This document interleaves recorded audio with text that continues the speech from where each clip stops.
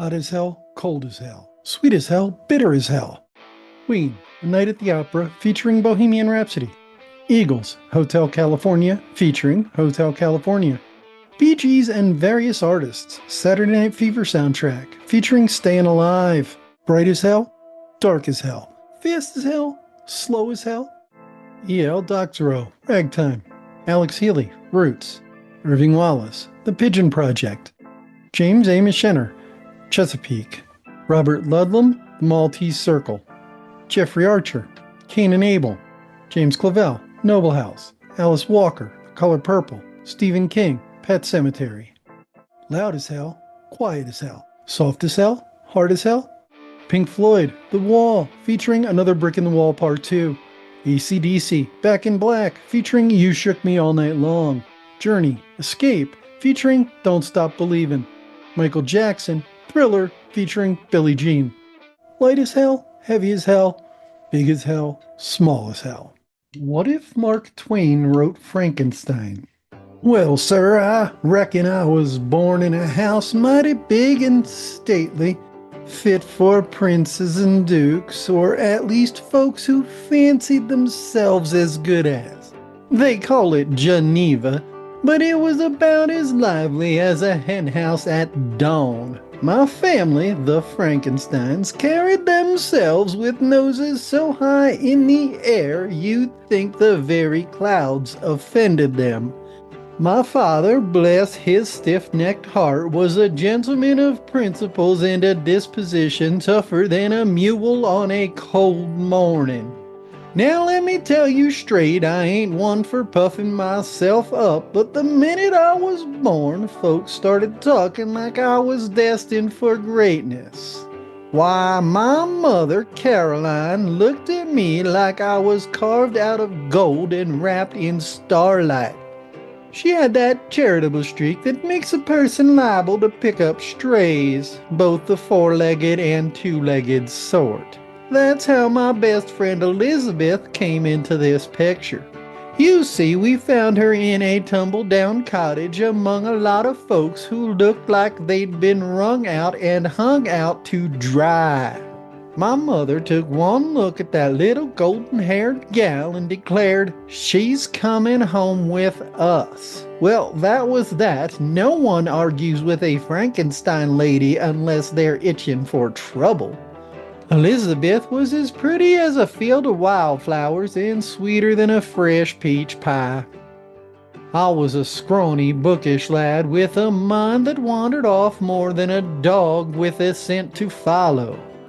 But together we made a fine pair, her with her sunshine and me with my restless curiosity that'd one day be the death of common sense. Growing up, life was a picnic of privilege, except I had this gnawing hunger in my brain for things most folks don't rightly care about: the secrets of the universe, the workings of life itself, and whether lightning could talk if you listened real close.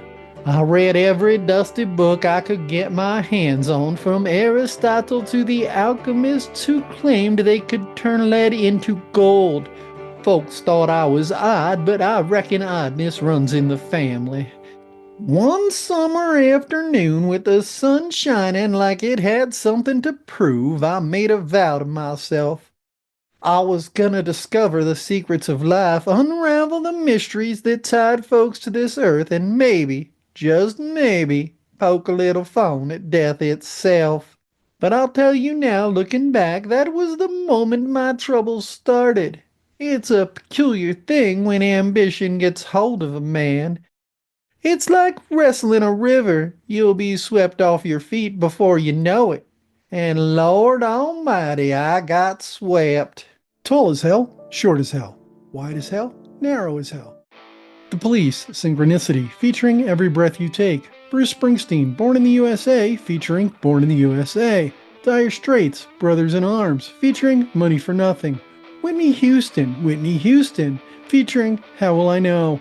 Clean as hell, dirty as hell, wet as hell, dry as hell. Tom Clancy, The Hunt for Red October. Jean Amao, The Mammoth Hunters. Stephen King, It. Tom Wolfe, The Bonfire of the Vanities. Salman Rushdie, The Satanic Verses, Stephen King, The Dark Half, Michael Crichton, Jurassic Park, Bret Easton Ellis, American Psycho, Strong as Hell, Weak as Hell, Cheap as Hell, Expensive as Hell, Michael Jackson, Bad, featuring Bad, George Michael, Faith, featuring Faith, Bobby Brown, Don't Be Cruel, featuring My Prerogative, MC Hammer, Please Hammer, Don't Hurt Him, featuring You Can't Touch This, Metallica, The Black Album, featuring Enter Sandman, Happy as Hell, Sad as Hell, High as Hell, Low as Hell. What would it sound like if George Carlin summarized The Stand? It starts with a government screw-up. Some dumbasses at the military try to play God with a bioweapon, and what do? They let the thing get loose. The virus called Captain Trips is as deadly as a tax audit, and it spreads like wildfire. It kills 99.45% of the population, which leaves the world looking like a post-apocalyptic yard sale. But hey, the survivors, they're still around to fuck things up. Now, the survivors, some are good, some are bad, and a couple are just completely batshit. The good folks get a calling from a nice old lady named Mother Abigail. She's like your typical grandma if your grandma was always talking about God and the end of the world. She's got visions, and they're all about rebuilding society. She gathers up the good people in Boulder, Colorado, and they try to make a new home like the last episode of The Twilight Zone. But then there's the bad guys, and a Randall Flagg, aka the Man in Black, a smooth-talking, manipulative, power-hungry bastard. This guy makes your worst politician look like a puppy. He's got his own little army of misfits and psychos, and he wants to set up shop in Las Vegas, where he can do basically whatever he wants. No morals, no conscience, just pure chaos. He's the dark side to Mother Abigail's light if you want to get all cosmic about it. So you've got the two camps, Mother Abigail's folks trying to rebuild and do things the right way, and Flagg's crew who just want to burn everything down for fun. And what do? They get ready for a big showdown, a battle for the future of humanity or whatever. You got your heroes, you got your villains, and a whole lot of people who are just trying to figure out what the hell is going on.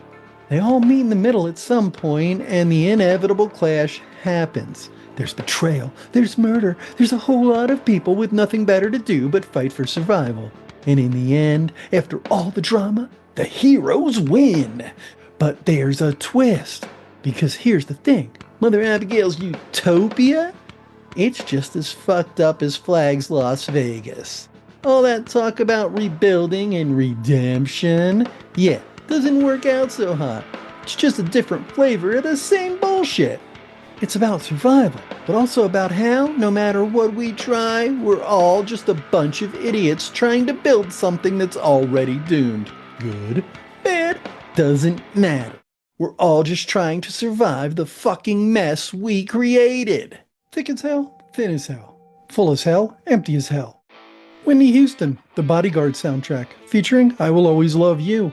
Meatloaf, Bat Out of Hell 2, Back into Hell, featuring I'd Do Anything for Love, but I Won't Do That. Ace of Base, The Sign, featuring The Sign. Alanis Morissette, Jagged Little Pill, featuring You Ought to Know. Sharp as hell, dull as hell, sweet smelling as hell, stinky as hell. Robert James Waller, The Bridges of Madison County. Roddy Doyle, Patty Clark, Ha Ha Ha. John Grisham, The Chamber. Nicholas Sparks, The Notebook. George R.R. Martin, A Game of Thrones. J.K. Rowling, Harry Potter and the Philosopher's Stone. Tom Wolfe, Man in Full. J.K. Rowling, Harry Potter and the Prisoner of Azkaban. Tight as Hell, Loose as Hell, New as Hell, Old as Hell. Celine Dion, Falling Into You, featuring Because You Loved Me. Spice Girls, Spice, featuring Wannabe. Shania Twain, Come On Over, featuring You're Still the One. Backstreet Boys, Millennium, featuring I Want It That Way. Rough as Hell, Smooth as Hell. Soft-spoken as hell, harsh as hell. Fresh as hell, rotten as hell. What if the satirical 1920s journalist H.L. Mencken gave the Gettysburg Address? Fellow countrymen, and I use that term loosely, for what is a country but a collection of squabbling, self-important egos. We gather today, though I hardly believe the occasion demands such reverence. A handful of men have died, victims of a conflict not so much about principles as about power and vanity, and now we must bury them. But let's not make a spectacle of it. The dead are gone, buried beneath the ground, and the earth will do as it pleases with them, just as it did with those who came before. But let us, while we're still standing, of course, acknowledge the absurdity of it all. A nation born of lofty ideals, freedom, equality, and all the things people love to squawk about has come to this. A bloody battlefield, scattered with the corpses of men whose lives were snuffed out like candles in the wind. Now, there's a great deal of talk about the greatness of our nation and the new birth of freedom we're supposed to be celebrating. It's all well and good to wax poetic about such ideals, but let's face it, these principles, these grand abstractions, are little more than smoke and mirrors. They exist not in the realm of reality, but in the fevered imaginations of dreamers and politicians. A nation, you say? Well, a nation is but a temporary alliance of selfish men bound together by mutual greed and the drive to maintain a semblance of order while they go about exploiting one another. As for this government of the people, one must ask which people? The rich, the powerful, those who can manipulate the levers of power for their own benefit? Or the poor souls whose blood is spilled on these fields, forgotten once the battle is over? Don't be fooled. This government, like all governments, is a machine designed to keep a few at the top and the rest of us blindly following orders. And yet, despite the contradictions, we march on, as we always have, for the sake of some notion of unity, some hope of progress. We'll bury the dead, shed a few tears for good measure, and then resume our charade. For in the end, what else can we do? We are creatures of habit and delusion, and we will carry on as we always have, believing in something greater than ourselves, though we never seem to get any closer to it. So let us resolve to continue, to what end I cannot say, but let us continue, for it is the only thing we can do in this charade we call life. And let the dead lie in peace, for they've played their part, and it's time for us to play ours, whatever that may be. Long as hell, short as hell, strong-willed as hell, spineless as hell. In Sync, No Strings Attached, featuring Bye Bye Bye. Linkin Park, Hybrid Theory, featuring In the End. Eminem, The Eminem Show, featuring Without Me. 50 Cent, Get Rich or Die Trying, featuring Into Club. Generous as hell, stingy as hell, honest as hell, dishonest as hell. J.K. Rowling, Harry Potter and the Goblet of Fire. J.K. Rowling, Harry Potter and the Order of the Phoenix. Alice Sebold, The Lovely Bones. Dan Brown, The Da Vinci Code. Dan Brown, Da Vinci Code. J.K. Rowling, Harry Potter and the Half-Blood Prince. Elizabeth Gilbert, Eat, Pray, Love. J.K. Rowling, Harry Potter and the Deathly Hallows. Stephanie Meyer, Breaking Dawn. Polite as hell, rude as hell, pretty as hell, ugly as hell. Usher, Confessions, featuring Yeah. Mariah Carey, The Emancipation of Mimi, featuring We Belong Together. High School Musical Cast, High School Musical Soundtrack, featuring Breaking Free. Daughtry, featuring It's Not Over. Energetic as hell, lazy as hell, brave as hell, cowardly as hell. What if H.P. Lovecraft wrote Romeo and Juliet? A ghastly twilight clung to the ancient city of Verona, casting malign shadows upon cobbled alleys twisted by unnameable eons of forgotten history. The air was thick, as though weighed down by some malevolent force. An odor of decay mingled with the faint salt tang of distant, dead seas. Emerging from this miasma were two figures, Samson and Gregory, grim retainers of the accursed house of Capulet. They were clad in garments stained with ichor from feuds long steeped in madness, their eyes gleaming with the feral glint of men who had seen the veil of reality tremble. "By the unholy stars above us, Gregory," hissed Samson, "this accursed peace weighs on my very bones. Is it not better to spill the lifeblood of our enemies than languish in this fetid truce?" "Ah," said Gregory, his voice with a dread born from sleepless nights haunted by eldritch whispers. "The Montagues are vermin spawned from blasphemous pits. Their very existence curdles the marrow of our line." As they spoke, the sky above writhed unnaturally, a seething mass of clouds that seemed to pulsate with sentient malice. The heavens themselves bore witness to the ancient hatred between Capulet and Montague, a feud as timeless and inscrutable as the yawning void beyond mortal comprehension. Lo, from the shadows emerged two Montague men, Abram and Balthazar, their visages marked by the same haunted gleam, as though they too had gazed into the abyss and found themselves irrevocably changed. The air crackled with an almost tangible malignance, as though unseen forces yearned to see blood soak the ancient streets of Verona once more. "I bite my thumb at thee, Montague swine," declared Samson, his voice trembling with eldritch fury. "And may the crawling chaos that dwells beyond the veil bear witness to thy ruin." Abram's face contorted into a grimace of rage and dread. "Dost thou bite thy thumb at us, sir?" "I do," Samson spat as the shadows seemed to writhe and clutch at the edges of reality. "And with it I invoke ancient and unspeakable curses upon thee and thine." Steel glinted in the gloom, and the streets of Verona trembled as swords clashed with a sound like the wail of tormented spirits. The very cobblestones seemed to pulse with malevolence, drinking in the spilled lifeblood as though they hungered for it. Above, the heavens parted briefly, revealing a writhing cyclopean form that hovered just beyond the ken of sanity. All who glimpsed it felt their souls shudder and teeter on the brink of madness. And so began the cursed tale of Romeo and Juliet, a tragedy born not merely of human folly, but of cosmic forces too eldritch and malevolent for mortal minds to grasp. Flexible as hell, stiff as hell, friendly as hell, hostile as hell. Lil Wayne, The Carter 3, featuring Lollipop.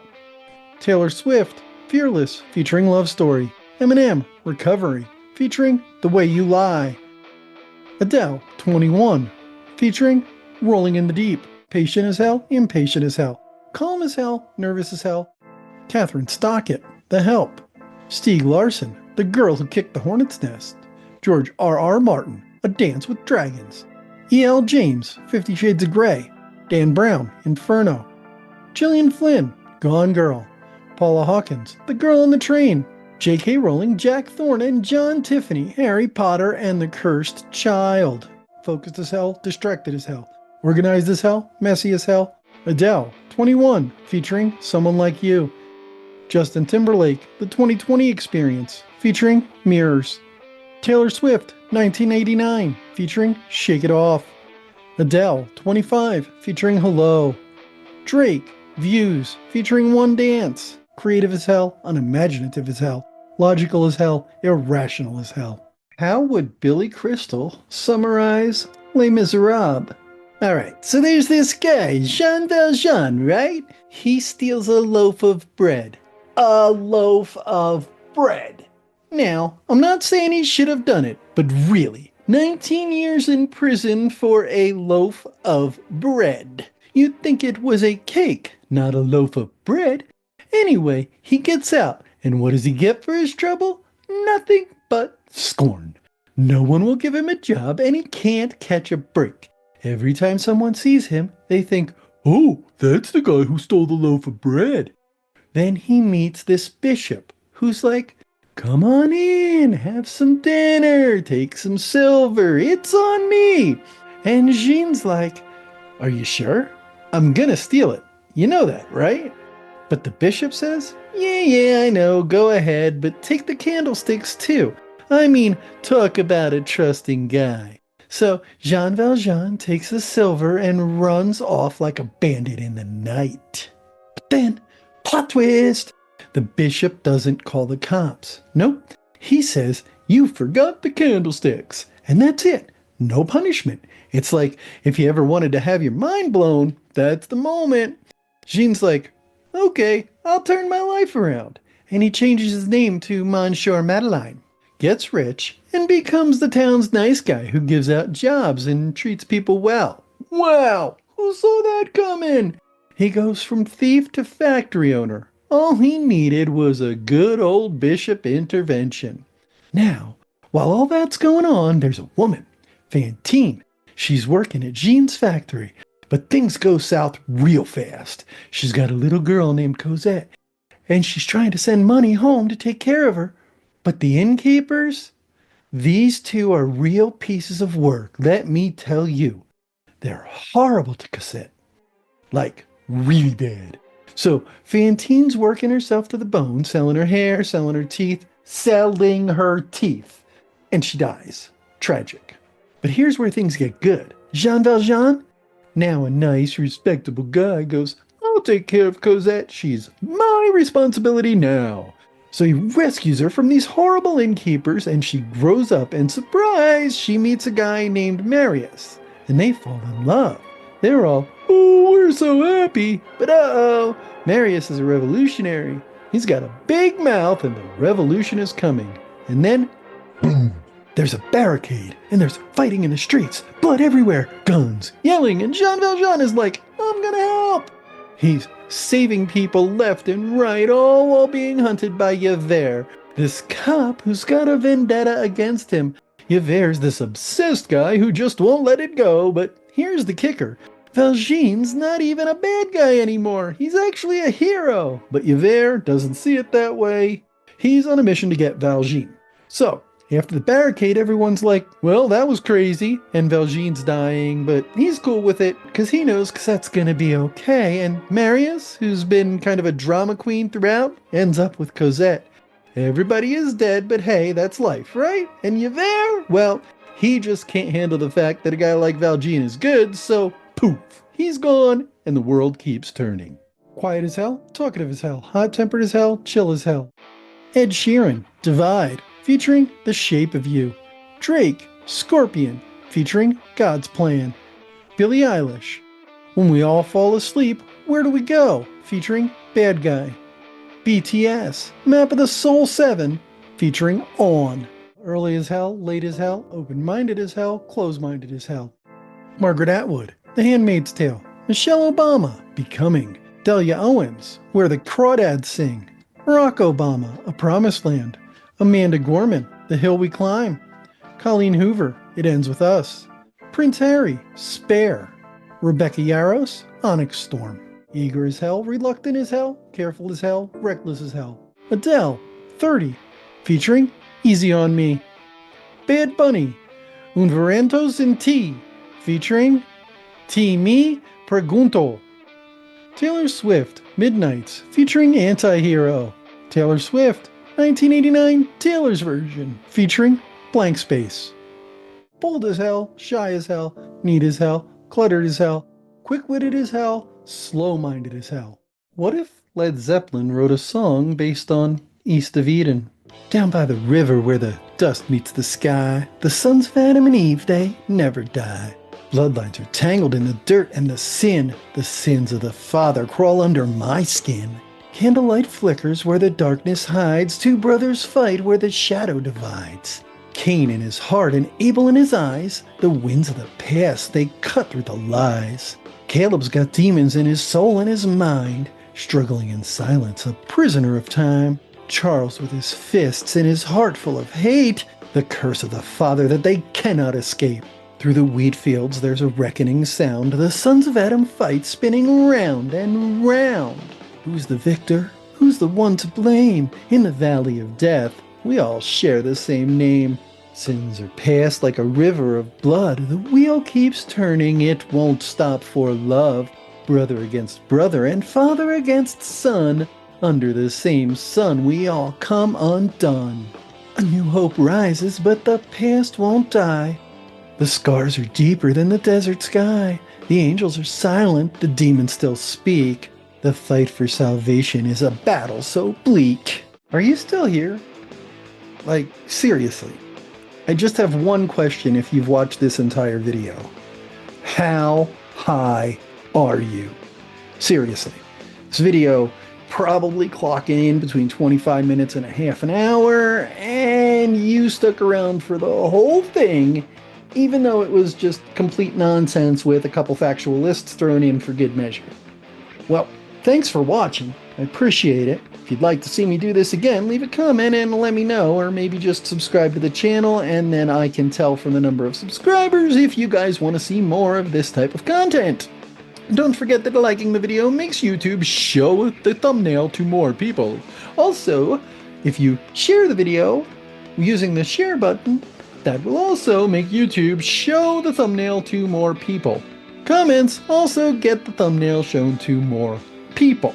It's all about the interactions here on YouTube. Anyway, if you really want to help me out, send me a super thanks or take out a channel membership. Now, I got a jam, so tag, you're it.